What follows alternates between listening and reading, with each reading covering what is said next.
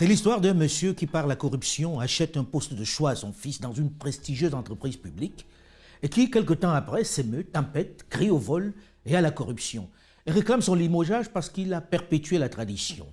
L'histoire de l'imbroglio juridico-judiciaire qui secoue la CAF est de celle-là. Mais comme de tradition, le narratif est celui du plus fort. C'est celui qui a les moyens qui a raison. Il est de notoriété publique désormais puisque les langues se sont déliées et que le bénéficiaire et les acteurs l'ont publiquement reconnu.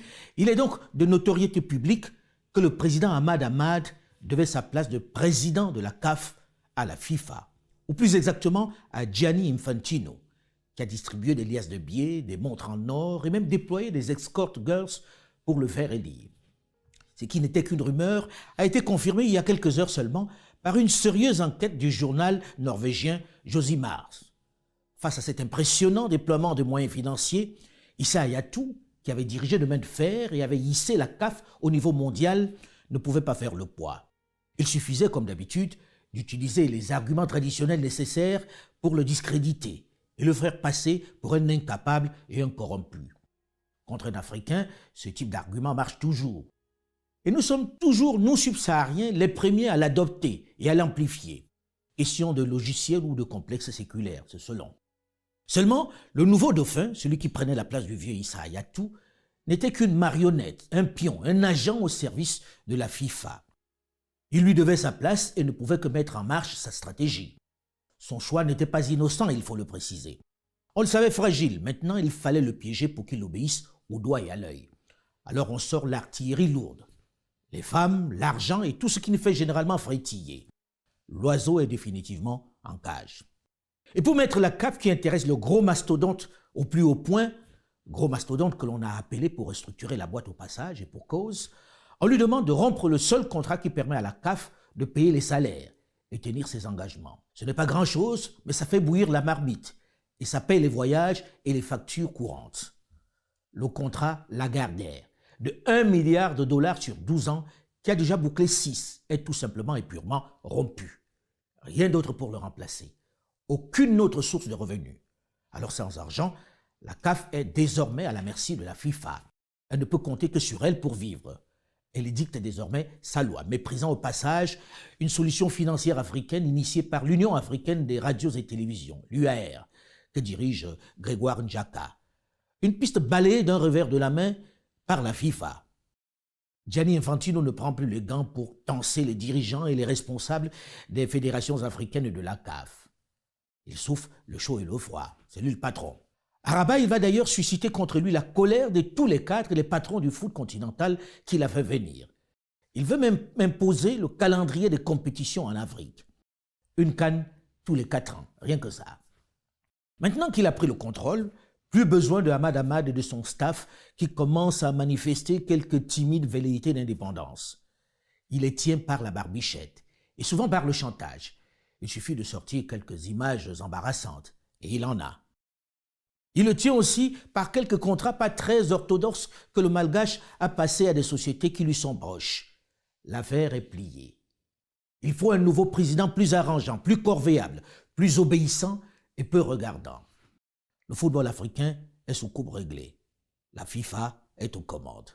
Ce qui est frappant ici, c'est la méthode qui rappelle une autre qui a mis l'Afrique francophone dans la situation de chaos qu'on lui connaît depuis des décennies. Vous vous souvenez, au moment des indépendances, on a soigneusement pris soin d'écarter les nationalistes, ceux qui se battaient pour l'autonomie réelle de leur pays. Beaucoup ont même été tués. On a mis au pouvoir des seconds couteaux, des collabos arrangeants, des gouverneurs noirs plus soucieux des intérêts de l'ancien maître que du développement de leur pays et de leurs compatriotes. Ils ont veillé avec souvent beaucoup de zèle sur le pétrole, le bois, le diamant, le bauxite, bref, sur les richesses minières de l'ancien colonisateur. Ils ont protégé les contrats lyonnais qu'ils avaient signés avant leur départ.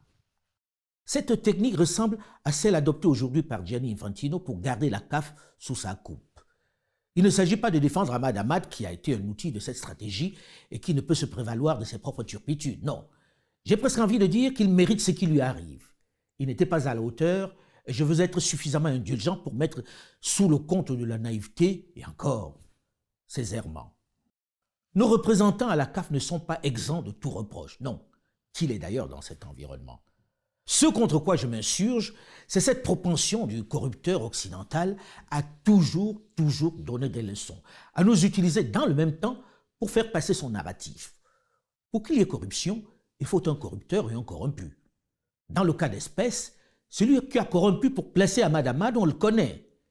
Ahmad est le produit de celui-là.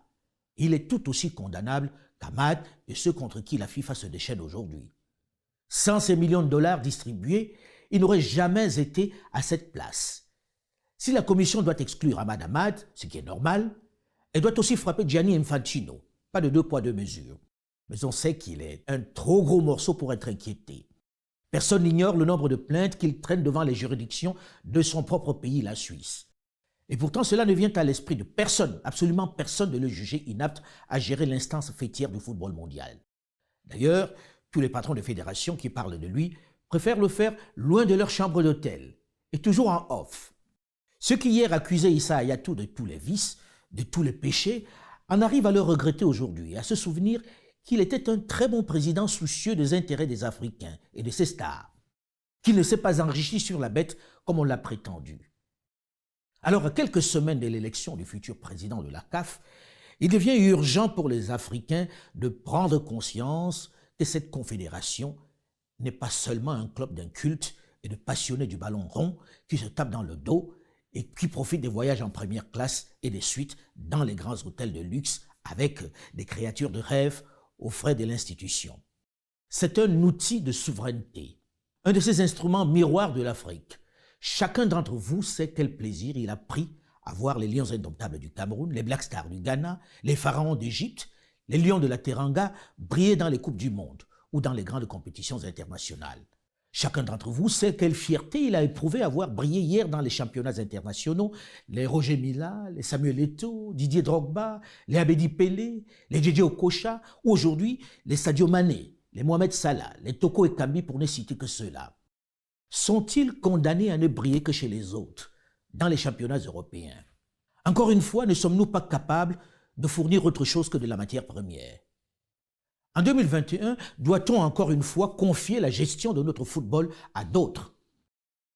Doit-on comprendre qu'il n'existe pas de compétences africaines pour développer ces talents, pour rendre rentable cet extraordinaire manne?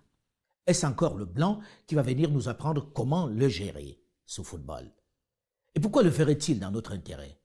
Lorsque l'on regarde comment les championnats et les fédérations sont organisés dans le nord du continent, comment ils gagnent de plus en plus de titres, on se demande pourquoi l'on ne confierait pas cette CAF si convoitée au Maroc ou à l'Égypte. Pourquoi pas? Mais ceci n'est qu'une réflexion qui ne s'appuie pas sur une expertise. La seule chose dont je sois certain est que l'Afrique regorge de compétences suffisantes pour gérer la CAF de façon optimale. Il faudrait simplement faire comprendre à ce formidable potentiel qu'il y a pas mal d'argent en jeu, pas mal d'argent à générer pour l'Afrique, à condition de gérer de façon orthodoxe et transparente. Il est donc urgent de s'y intéresser. Je déplore juste le fait que les élections qui se tiendront le mois prochain soient déjà biaisées, avec des candidats totalement acquis à la cause de la FIFA, comme le Mauritanien Ahmed Yahya, qui désormais semble le poulain de Gianni Infantino, au détriment du Sud-Africain Motsepe, qu'il présentait à certains chefs d'État comme son choix. Mais qui est-il pour exprimer son choix? J'ai peut-être trop parlé et je devrais faire attention, comme me le conseillent certains patrons de fédération. Alors, au prochain président de la Confédération africaine de football, de prouver que j'ai tort de m'inquiéter pour l'avenir de la CAF, qui est déjà presque en cessation de paiement. Au lendemain de l'élection qui se tiendra le 12 mars prochain à Rabat, ne risque-t-on pas de se retrouver avec les mêmes travers? Quelle est l'urgence de voter maintenant dans ce climat délétère? Posons-nous sereinement la question. Dans cet imbroglio, ce grand désordre, quelle est l'urgence de voter? Et si l'on remettait la balle au centre, en excluant les différents acteurs actuels qui ont tous des responsabilités dans le naufrage? Et l'Union africaine, comment réagira-t-elle face à la FIFA qui pousse l'outrecuidance au point de lui demander l'autorisation d'organiser une Coupe d'Afrique des Nations interscolaire, sans passer par la CAF, comme si elle n'existait pas? À vous d'en juger dans cette nouvelle conférence de Berlin qui se joue devant nos yeux.